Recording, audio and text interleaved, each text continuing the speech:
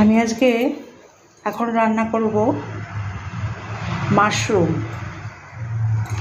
মাশরুমগুলোকে ভালো করে ধুয়ে তারপর জলটাকে সোপ করিয়ে নিয়েছি টিস্যু দিয়ে। এবার এগুলোকে কেটে নেব। মাশরুমগুলো এবার কেটে রেখেছি সুন্দর করে। এইবার এটাকে ম্যারিনেট করব। এর মধ্যে দিয়ে দিচ্ছি বাটার, দেওয়া যায়, আমি দিয়ে দিলাম একটু ঘি, হালকা করে একটু ঘি দিলাম,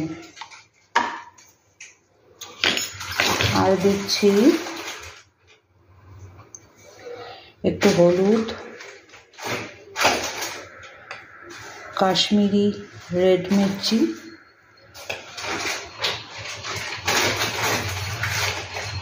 স্বাদ মতো নুন,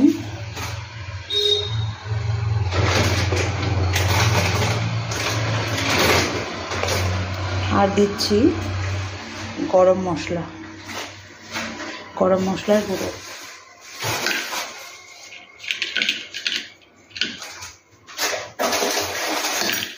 এবার এটাকে ভালো করে ম্যারিনেট করব।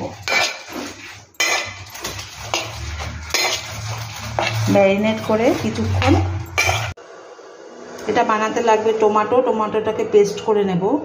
লাগবে, আমি নিয়েছি 5টা কাজু আর 2টো আমন্ড, আর ধনেপাতা লাগবে, ধনেপাতা কুচি, পেঁয়াজ কুচি,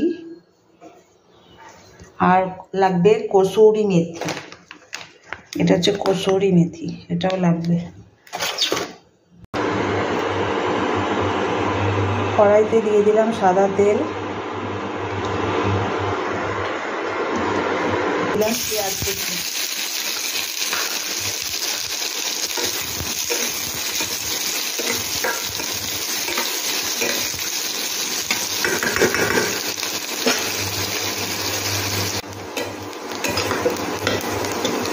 পেঁয়াজটা প্রায় ভাজা হয়ে গেছে।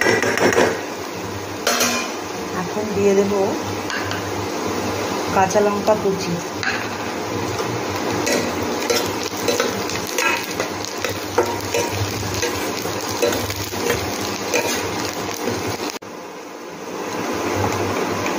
পেঁয়াজ ভাজা হয়ে গেছে।